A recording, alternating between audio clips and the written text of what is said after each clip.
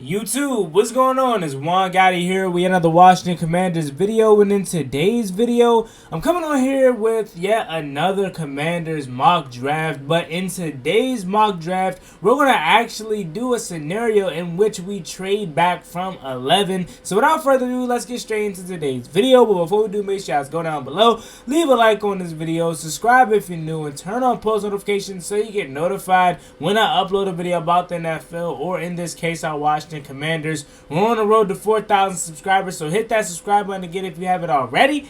Now let's get straight into today's video. So, the Washington Commanders have the number 11 overall pick, and for a lot of fans out there, they are considering trading back. Some fans believe that Washington should trade back for the simple fact that we need to recuperate picks for the Carson Wentz deal that we lost. Or when we did the Carson Wentz deal, we lost a lot of picks. We only have 6 picks heading into this year's draft. And since we already took care of the biggest need, which is quarterback, some fans feel like we should trade back, recuperate some picks, and still make a selection in the first round. And for me, honestly, that is a solution. That is an option I wouldn't be mad at doing, as long as we get some compensation that is fair from the team in which we trade for or trade with, and we trade back with. That's an option for me. Honestly, it is.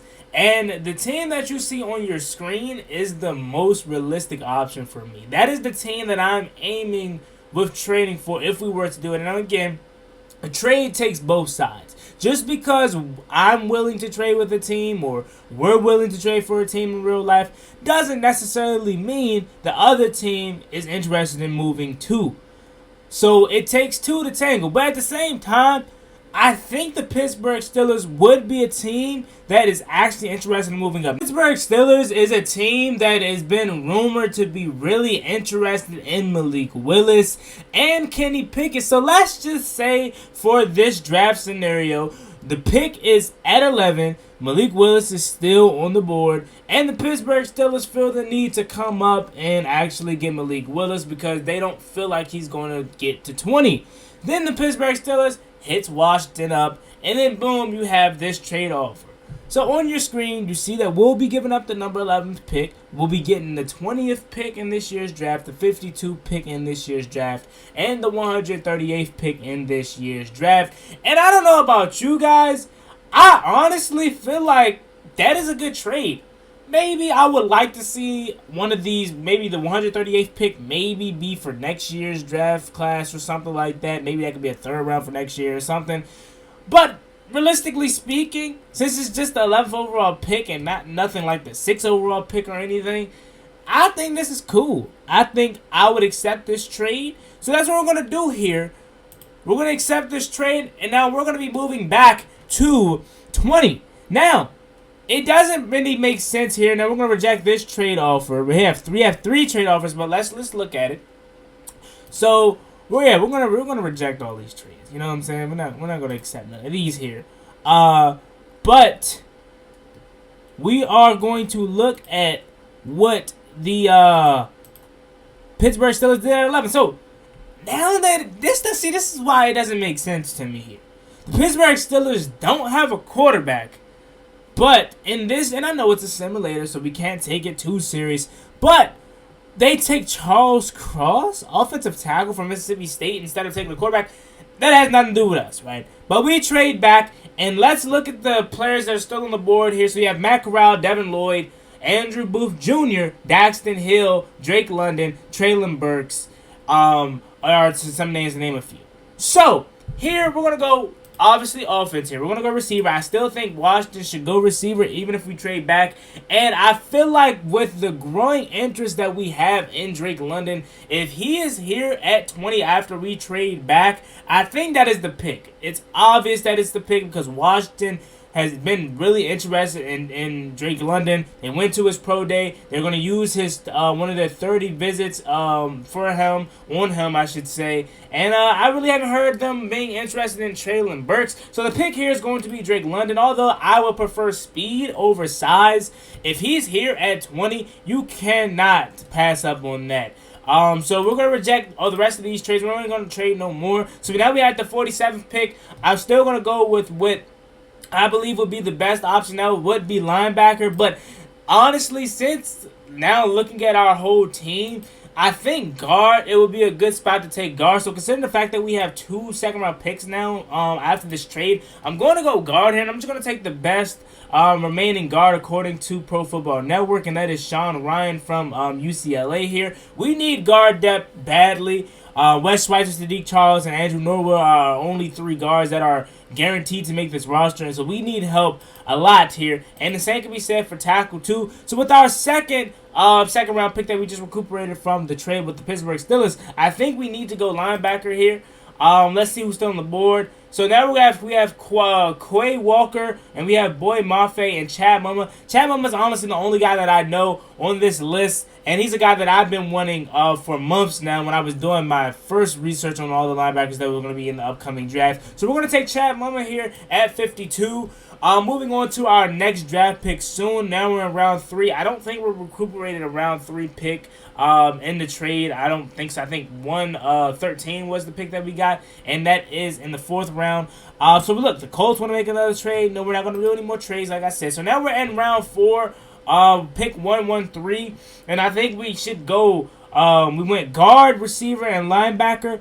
I honestly may go. Let's look at the safeties first. Jeff Kirby Joseph and Leon O'Neal Jr. I think I would go safety here, but at the same time, I wouldn't be mad if we went tackle too, because like I said, the tackle depth is also being tested too. So I honestly wouldn't be mad at taking this tackle, and considering the fact that we have 2 4th-round picks now, I think I'm going to go Braxton Jones, just take the best available here, and then I think I'm going to go get a safety with our next pick, 138. So let's look at the safeties here, and let's see what they're talking about here. So Yusef Crocker is the best remaining safety from Kentucky. Sterling Weatherford from Miami, Ohio. So I think I'm going to go, and Bubba Bolden is a guy that I've always been seeing. I got to do my research on him. I wonder if he's really good or not, because he's a guy that I always see in these mock drafts. But we're just going to take the best remaining safety, Yusef Crocker from Kentucky. Now we're going to be headed to our next pick soon, and I don't know about you guys, but since we traded back, and I know, again, this is a simulator, I really like the moves that we've made. So 189 here, I think I would probably double down on another guard or tackle. I wish there was a versatile guard or tackle remaining in this draft at this time, because we need tackle and guard depth, and wouldn't it be good to have someone that can do both, right? So I think I'm going to double down on tackle, but let's look at the remaining team needs here.